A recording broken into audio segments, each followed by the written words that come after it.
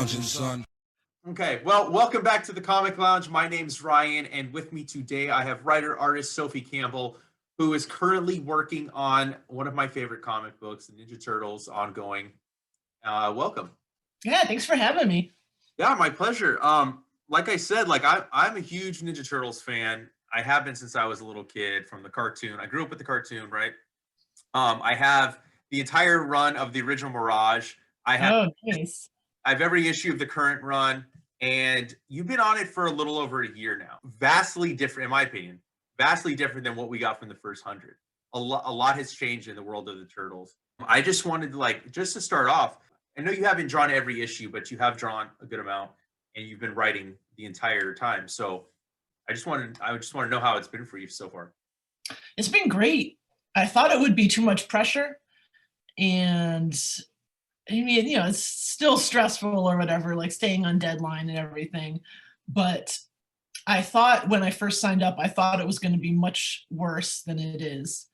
Like I was imagining just, I have a hard time with like the monthly deadlines as it is. And then plus writing, the story proposals and like the pitches and then like while I'm drawing on top of that, it's just a lot.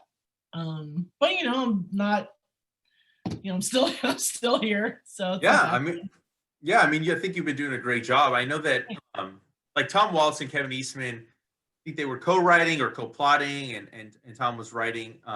Plus Bobby, the editor, he would do some writing too.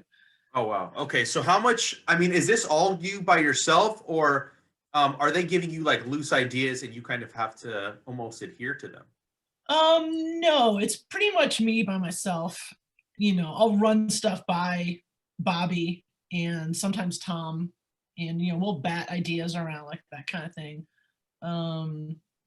But for the most part, it's mostly, I mean, like I don't get to do everything that I would like to do, and like my original proposal when I first signed on was like pretty different than what we ended up doing.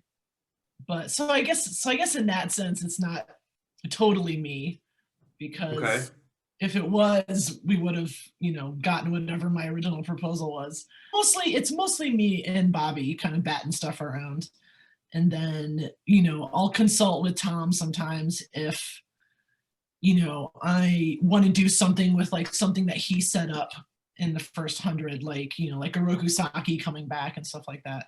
Right. But yeah, it's pretty much just me writing scripts. Rhonda Pattison wrote a couple of the scripts, like issues 106 to 108. We like co-wrote that together. But yeah, it's pretty much just me writing the scripts and then running them past Bobby, so there's nothing like too objectionable in them. Right. What was your original pitch that they didn't let you do? I didn't know that you had a different pitch, so I'm kind of curious. It's like the stuff that was in the original pitch, like there's still stuff in the final version. It mostly just got moved around. Mm-hmm. And then, like when the pandemic hit, that, we kind of forced us to rearrange some stuff. My original pitch was a big time travel thing, which is kind of what I'm doing right now. Yeah, it's but pretty cool. It was like there was much more focus on the time travel. It was kind of like a Terminator kind of thing where like one character comes back to like prevent something from happening, and there's like another character comes back who's like trying to ensure something bad happens. The original thing was like that all the turtles were going to die. This was before The Last Ronin too. But like all the turtles were going to die, so they had to like fix the timeline to prevent everybody from dying. And I was going to have Terrorpin in it. I don't know if you remember the giant turtle from Mirage Volume 2. I don't have all the, that's like the one that I haven't finished. Like I have some of them, but I don't know Terrapin, so I'm gonna have to. Yeah. So in Volume 2 that Jim Lawson did, Leonardo, he like stumbles into this like underground like secret underground like cavernous layer thing. And there's this giant turtle there called Terrapin. Like Terrapin, yeah. Yeah. And so I was just like, oh, I want to use Terrapin and have like a Gamera wrecking the city kind of thing. That's what I want to do. That sounds great. And then we batted it around and we were just like, well, we kind of just had the dragon wrecking New York, and I don't even think we can use Terrapin because of rights issues, blah blah blah blah blah. So that didn't work out. So I had to come up with something else. So yeah, it was mostly stuff like that where like a certain character that I wanted to use that was unavailable for whatever reason, or there were just too many characters that just didn't fit. Like I really wanted to do stuff with Shadow Jones from the original Mirage. Yes. Yeah, like I've been trying to get her in the comic for years, like even before I took over. And it just didn't work out. It was just too many characters, too many moving parts. Right. So yeah, it's mostly stuff like that. That's cool that you mentioned Shadow Jones. I don't think a lot of, unless you're like a diehard Turtle fan, you may not even know, like, because she played a huge role in Volume 4. Yeah. Peter Laird he was doing, Jim Lawson was drawing. Yeah. I love that run too. Yeah, and she had a lot of stuff in Tales Volume 2 also. Yeah, I really like Shadow. I've been trying to get her in there. Maybe someday. We'll see. I'm gonna keep my fingers crossed because that'll be dope if we get to see. I mean, you have Renee, who, I mean, she's all the way from issue 8 of the original Mirage series. Right. Her in here right now. Like you created Jennika. Jennika's massive fan favorite, right? And then she's had 2 series now, 2 solo series that have done. You created Lita, who is kind of the main focal point of this time travel arc that you're doing, which dope design. I really like Lita. Oh, thanks. I'm glad. Cool. Yeah. She was supposed to be Venus originally. That was one part of the original pitch that didn't work out also. Ah, damn. That would have been cool if you could have saved that character from like a lot of the hate that I think was thrown her way by some fans, It's like a challenge that like I want to like undertake, like this character that everybody hates. I mean, not everybody, she's got some fans. Yeah. Like what would it take? Like, what would I have to do to like take this character that is like so maligned or whatever and, make it work? Like you can still kind of see some of the Venus stuff, like the Tessin Warfan weapons that Venus used in the old show and stuff like that. But, there's a lot of like, red tape that doesn't always work out. Yeah, I mean, I would imagine maybe Saban, because Saban was the showrunner for that, right? Because like Ninja Turtles: The Next Mutation, I think is what it was called. Right. Yeah, because it was like co-funded by Saban, and then they had the Power Rangers crossover, and like I don't know the real like ins and outs of it, like because I thought Turtles and Power Rangers are now under the same corporate umbrella, but there must be like, because like I don't think we can use any of the Next Mutation stuff. Yeah, like, I mean they had the Ninja Turtles Power Rangers crossover, so I mean right. Like you would like you would think that would be doable. So I don't know what it is. I mean I'm very excited at the prospect of possibly seeing Venus kind of saved from the hell. You know what I mean? I'll keep my fingers crossed for that as well. What I really love about this, it's almost like you could separate this into 2 runs. I mean, they are collecting it separately. It's like a whole new Volume 1, like Town, because Hobb made all these people mutants. I really think that it's cool to see all these people that are new mutants, and some of them are cool with it, right? Some of them don't really have problems, but then there are other characters that are really dealing with the trauma of like almost losing their past life, in some respects losing their family, because they don't want to have anything to do with them because of this. I mean, it's almost like a different world. You know what I mean? Like what you've created with the Turtles. They're in like this, they're almost closed off from the rest of the world. We only see Mutant Town. So where did the idea for that come from? Like when I started, Tom did the bomb thing. What would, like, I don't know what would really happen in real life if something like that happened. I feel like, I don't even know. It's too crazy. I can't even imagine what would happen. But I thought, I wanted it to be like kind of an escape from New York kind of thing where, there's this like massive problem and they're, like, how do you solve something like that? How do you grapple with it? Like, let's just wall it off and figure it out later. Yeah. Like that kind of thing. Like in, like Escape from New York, there's just like, well, there's like a lot of crime in Manhattan. Well, let's just wall it off and like worry about it later. So I kind of wanted it to be like that. And I thought, like everybody being like the turtles can come and go, obviously, because they're ninjas. But Yeah. like, I wanted it to just be this kind of like, it's kind of dystopian, kind of post-apocalyptic, like I don't get too much into like the infrastructure stuff in the comic. I feel like that's maybe kind of boring. But I try to draw Mutant Town kind of like dilapidated, because like there's this big, city at war, the dragon, everybody's wrecking everything. And then the bomb goes off and then they wall it up, but there's like nobody to fix it. There's nobody to fix what got wrecked. And I just thought like having this community like totally separate from the rest of Manhattan and the world, I guess. And people kind of have to pick up the pieces and like figure out what to do.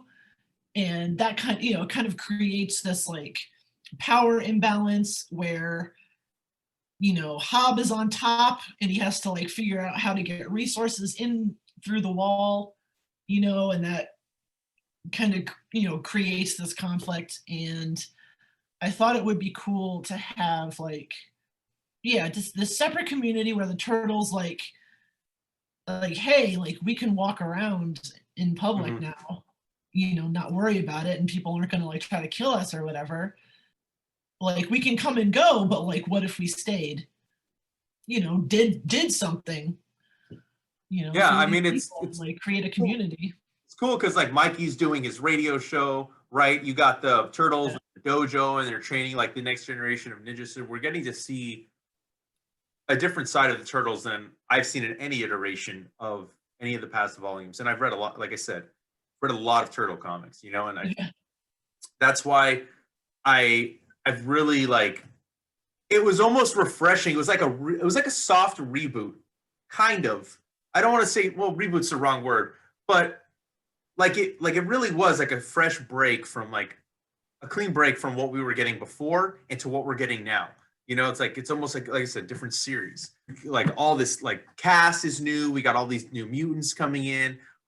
What I'm really liking is Jennika is almost like, to me, she's turning into like the next Raph. Like she's very angry, that she's a mutant still, and like we could keep getting like, and now, well, especially with the current story arc, like Lita's coming back saying you have to form this band because she wants to kill Karai, right? And you can't do this or the future's fucked.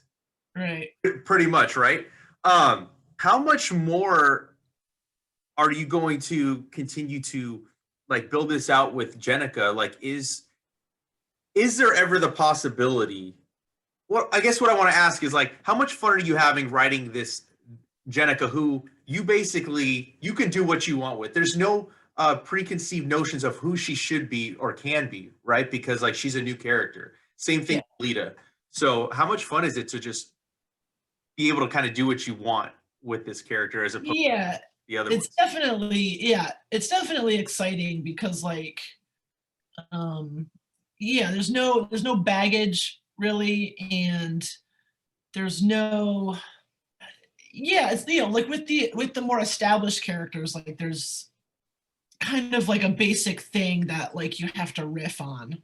But with Jennika, like there isn't that. There's we don't have the same like not just 100 issues that Tom did, but like Turtles from since 1984 or whatever. Right. There's no like kind of template. So it's definitely fun because like when I took over, I was like, like, well, okay, so if Jennika's gonna be, like the fifth turtle, like how does she fit in to the dynamic of the other four, which is like the core of like, you know, the entire franchise or whatever. Mhm. And like obviously the four main turtles are more than just like, oh, Leo's the leader, Raph is like the grouchy one, like that kind of thing. But I wanted to be able to like have kind of like a title for Jennika like that. And so like a lot of what I've been doing in this current arc is like, okay, well, so like which one is Jennika? Which turtle is she? She can't just be like the girl, you Mhm. know, that's not like it's not a personality or whatever. Right. And so I really liked what Brom Revel did in What is Ninja, his TMNT universe backup story, which was about Jennika as a human. And he had her like, you know, part of this like music scene. And so I was like, oh, well, like, you know, I should play that up. And like, what if she's like the musical turtle, you Yeah. know? And so like, you know, that's the kind of groundwork I'm trying to lay, I guess. And um I think Brahm intended for her to be in like the punk scene or whatever, but I don't really like punk, you Okay. know? Like I'm more into like metal. So I was just like, okay, well she's, you know, like you can't hear the music being played in Brahms comic or whatever. So like what if it's metal? What if it's been metal all along? So like that's kind of Yeah. what I've been doing. So she's like, you know, the bad apple, bad big sister rocker turtle. Yeah. I don't know. Do you watch the Goldbergs? I've never seen the Goldbergs. I know of the show. I mean, it's obviously seen commercials, but yeah, I haven't had a chance to. So like my like what I keep in my head is the sister character Erica Goldberg on that show. Like she's a musician and she's got this kind of like, you know, like sassy deadpan kind of demeanor. So like whenever I think of Jenny, I'm just like, okay, like Erica Goldberg if she was a Ninja Turtle. So like, that's the kind of like high concept for what I'm trying to do with the character. Okay. But yeah, it's been really fun. Like, you know, I'm trying to take the four turtles in like, you know, new directions and stuff too, like stuff they've never done. Particularly Mikey with the radio show, which was a thing from Next Mutation, actually, going back to that. Okay. And he would run like a pirate radio show, like out of his car or something in the old show. And I always thought that was really cool. So I'm doing that. But yeah, it's really fun with Jenny, just like kind of like uncharted territory. It's really Right. fun. Yeah, I mean, and also like another like aspect too is like the way I'm perceiving, right? Is like she feels like an outsider to the core. Like you said, that's the core, right? Like, and Yeah. she's new to the group. Um, do you ever see, or well, do you ever see because you're writing it? Will there be a time where like she finally accepts, like, no, I am part of this family? Because they don't ever, the way they're being written, they're never making her feel as if she's an outsider. She just Right. has this underlying feeling of like, I don't really belong. I'm not one of you. So I was Um, wondering if, like, will she ever come to the realization, like, no, I am part of the family and accept that? Yeah, I think she already kind of feels that way. Like, you know, Okay. I think she's similar to Raph in that way where, you know, like Raph knows that he's part of it, you know, Right. but sometimes he's just like, I'm not, I hate these people, you know, and he Yeah. storms off or whatever. So I think she's more like that, but I think like, yeah, because her background is so different Hmm. from the other turtles. So I feel like if the other turtles were like, all right, Jenny, you gotta leave, you gotta pack up and go. I feel like she would, whereas Raph might Might fight fight to it. stay.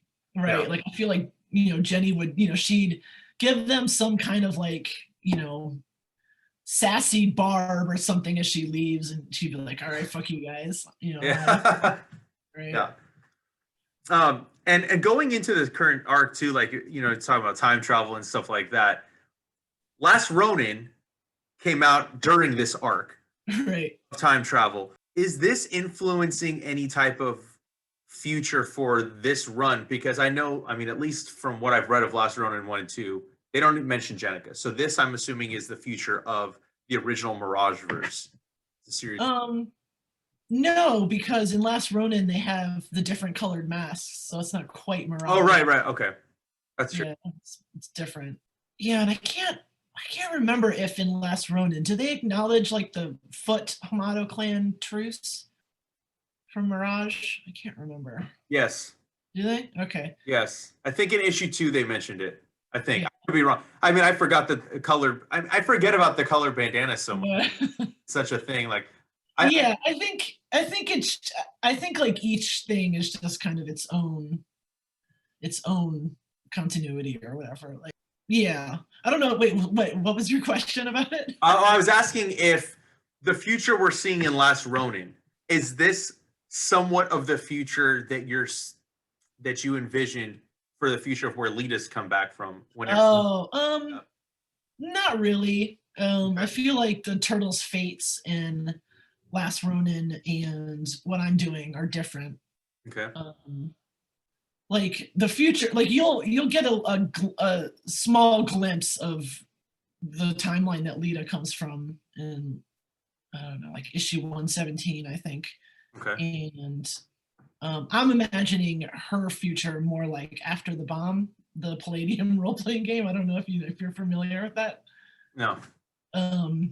But so, the Turtles, their first licensed thing back in 1985 was a tabletop RPG called TMNT and Other Strangeness, put out by this company Palladium. And that was what got me into Turtles when I was a kid. This old game. It had, Kevin and Peter did all the art, and the covers got like, the Mirage Turtles, and I was just like, what are these turtles? Like, whoa, they're all red, and they don't look goofy or whatever. So like that's what really got me into it.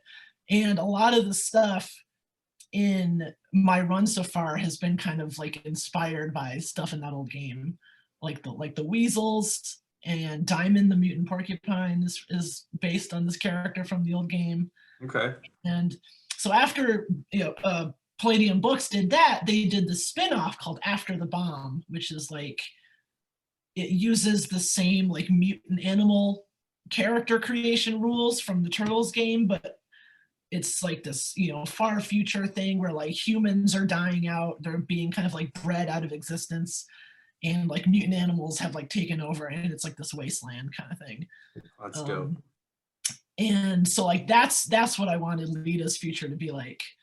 I wanted it to be like, they have, she mentions like Mutant City, in 113, and I just wanted it to be like, there's like everybody's a mutant, and whatever humans there are, they're just this kind of like, dwindling like vestigial people, and like everything's just kind of falling apart or whatever. And so, hopefully I'll give you a glimpse of like the mutant wasteland or whatever.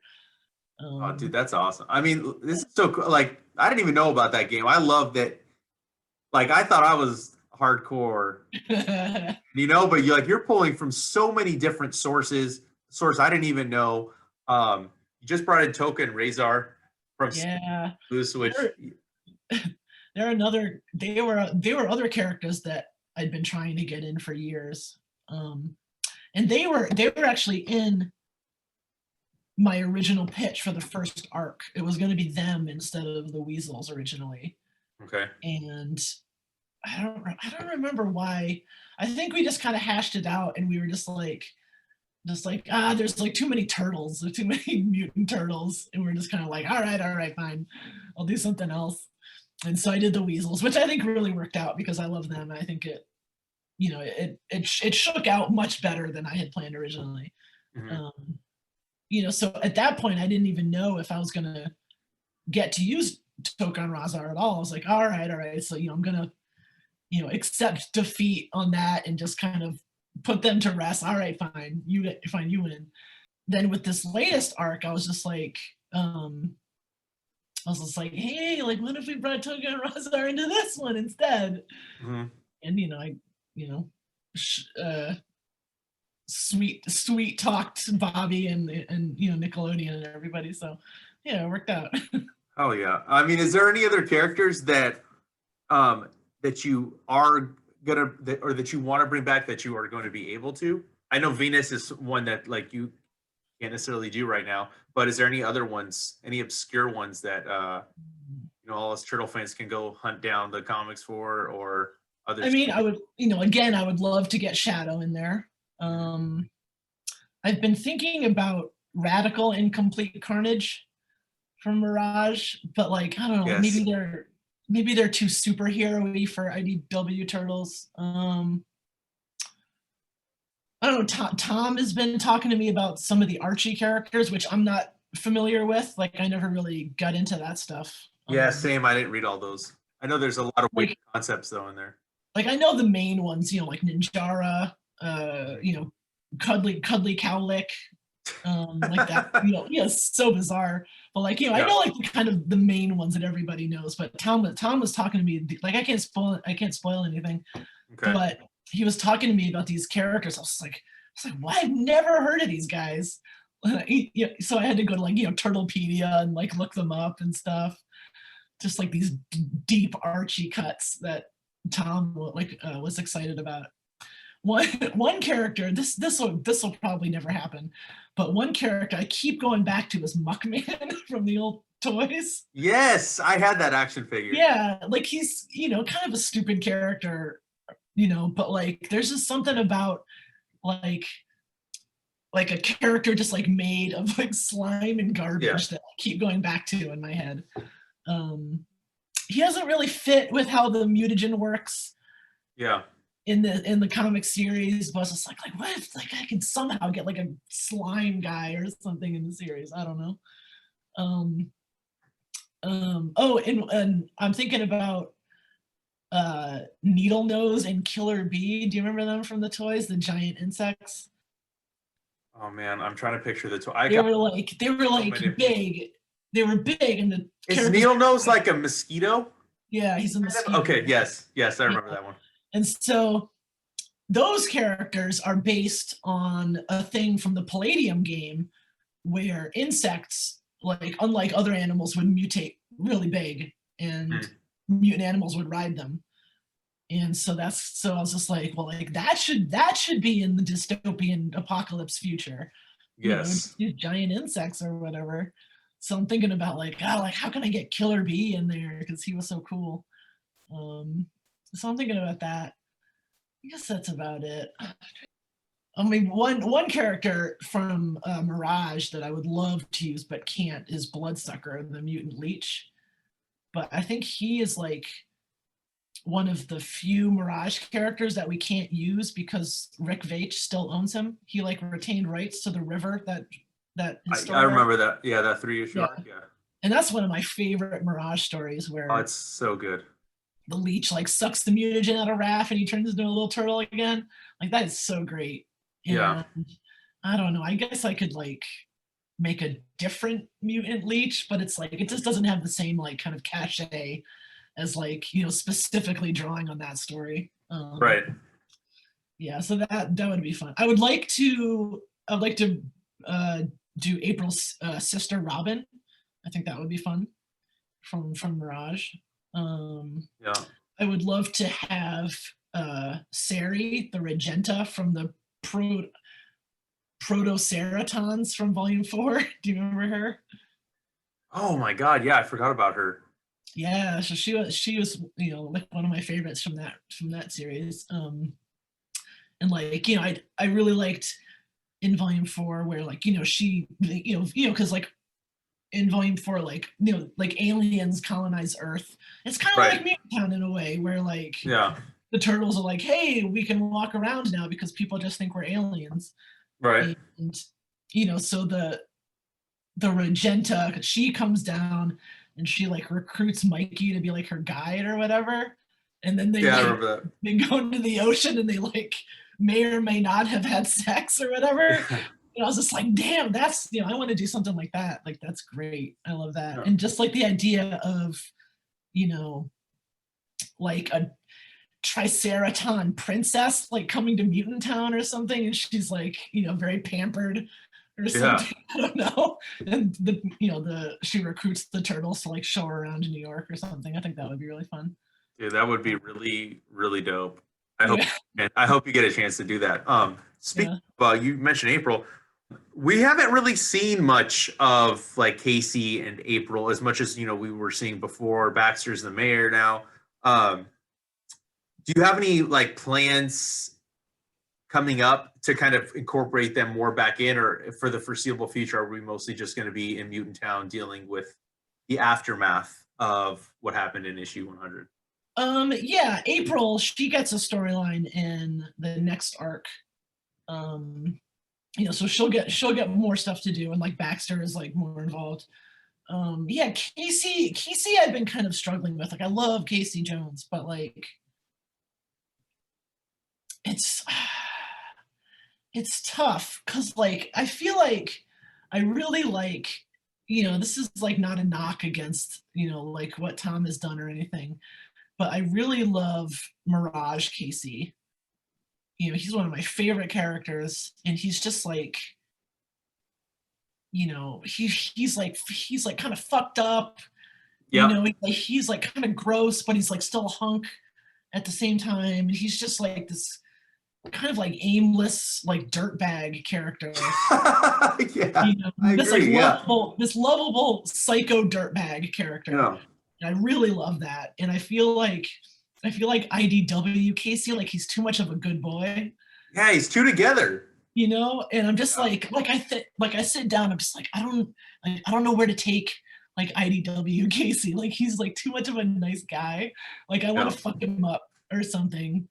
And I don't know if you noticed when Lita is explaining the future in issue 113, I kind of drew like grizzled Mirage Casey.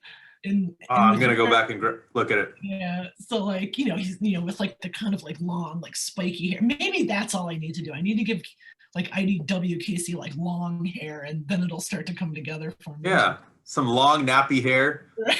Yeah. That would be good. Yeah, that's what Casey Jones needs. Yeah, I gotta get rid of his like good boy image. Yeah, he does. He looks like a pretty boy. You're right. I didn't even realize that until you said it. Yeah. That's like, what is wrong with this Casey Jones. And not talking shit. Right. He's still great, Yeah. It's just like, when me personally, like when I sit down and think of ideas or whatever, like, like he's just too he's too good. Yeah. I mean, the Casey Jones that I picture in my mind is Elias from the original Ninja Turtle movie. Yeah, he's like, so great. He is Casey Jones to me. I can't accept anybody else in that role. Like, I don't know if they cast in a new movie, I don't know that I could ever picture somebody else. Like, he's Casey. I hear Casey Jones when I read him. Yeah, absolutely. Yeah, he's great. I love him. Yeah. So yeah, I don't know. Like, I mean, Casey, he'll be back. Don't I haven't forgotten about Casey. I love Casey, and I got to come up with some way to like grizzle him up or something. Especially since, like his dad just died or whatever in City at War. Mm-hmm. So like he's probably struggling with that. But it's mostly like, I don't know. It's just like there's just like a ton of characters. And like when I sit down, it's like, the turtles, like, okay, like we have, I have to use the turtles, obviously. Mm-hmm. And, they're like the kind of like top tier characters. And then there's kind of like a second tier, which is like, April, Casey, Angel, like that, those kind of characters. And like kind of the villains, and like, if I can't like fit those second tier characters in, I'm just like, okay, I'll just worry about them later. It's like there's too much going on, too many characters, especially with like the Mutant Town stuff. And I guess like I kind of made it work a little better because, with the wall. So like Casey's on the outside of the wall. Right. So he can't just waltz in. Like he shows up in issue 112, but like, I tried to imply that like, he was like escorted or whatever by some ninjas, Mhm. you know. But yeah, he'll be back, don't worry. All right, And cool. April, she's got some stuff to do in the next arc, which it's like it'll be about kind of like her like working in Baxter's office and like some stuff goes wrong. All right, cool. Yeah, so I haven't forgotten. Yeah. All right. So I was gonna ask you. I mean, you said April is in the next arc, but is there anything else that you can, before we stop talking turtles, that you can tease about anything you got planned coming up? How far out do you have planned? Obviously, you're going to be on for the foreseeable future. So, I have the next arc. The next arc, the proposal was approved and everything, so I have that. And the next arc, Saki will be back finally. So he'll be doing some stuff. okay. And after that, me and Tom have kind of been working on something, so we'll see. I'm trying to think of like what I can tease without spoiling everything. Trying to think, I guess Saki coming back. That's like a pretty big one. I mean, yeah, it's pretty big. That's big. There's gonna be some, shit going down for Hob in the next arc. Things don't really work out for him. Yeah, I'm trying to think of like without just like spoiling the whole thing. Yeah, no, it's all good. I mean, just that's cool enough. Just Saki coming back and April. I'm excited. I mean, I know myself, all the turtle fans out there, excited to see what you got cooking up. Yeah. Oh, I'm hopefully gonna be doing a Christmas issue, so that'll be cool, like a holiday issue. Oh, cool. Yeah, because we didn't do one last year. I think like when I wrote, I don't remember which issue came out in December, but I think when I wrote it, I didn't realize that issue was going to be coming out in December because like we write so far ahead, Mhm. and it didn't occur to me. So like whenever 112 came out, I was just like, oh, this should have been a Christmas issue. I guess I blew it. But this year I'm preparing. So Yeah, I mean, 2020 was just a fucking shit show. Yeah, it was a mess. I didn't know what was going on half the time. Yeah, so I mean, hopefully 2021 shapes up better than that year did. But besides Turtles, do you have anything else that you're working on? I'm trying to think, what am I doing? I'm doing some like small stuff on the side for DC. I'm going to be doing like a short Superman thing coming up. Is it going to be in? Well, I don't think it's a spoiler. Is it? It's in Superman Red and Blue. Oh, did they announce that already? I'm just assuming. I mean, if it's a short, it's Superman Red and Blue. I think they did. I think they might have. Yeah. I'm doing a story in that at some point. Awesome. All right. Yeah. So are you writing and drawing? Yeah. Awesome. Yeah, it's gonna be cool. Yeah. What else am I working on? I'm doing people who follow my Twitter and Instagram have probably seen it already, but I did a figure design for Max Toy, which they do like soft vinyl Japanese monster figures. Okay. And so I did a figure for them, which is like super cool. I don't know when that's coming out, but hopefully like maybe in the summer. Yeah, like I'm like huge into Japanese monster toys and stuff, so that's like really exciting for me. So I did that. I'm going to be working after I finish drawing this current Turtles arc, I'm going to go back and finish my Shadow Eyes book, just like my indie kind of teen vigilante book that I've been postponing for years. So I got to do that. I think. Oh, they announced I wrote a story for, God, I can't even remember the anthology it's in, but I wrote an X-Men story for this anthology coming up. So that's pretty cool. Awesome. Yeah, I think everything else is secret. Okay, no worries. Yeah. I mean, you'll probably get another email from me bugging you once that gets announced. Yeah, of course. With you again. But yeah, thank you again for doing this. It's been fun talking Turtles with you, talking comics.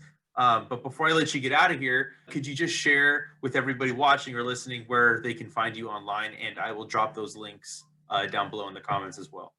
Awesome. Yeah, on Twitter I am mooncalf1, MOONCALFE1, and on Instagram, which is only monster toy pics, I am mooncalf23, and those are like my main hubs. Mostly Twitter. That's where I'm most active. All right, cool. Well, again, like I said, thank you so much for chatting with me today, and I can't wait to do this again.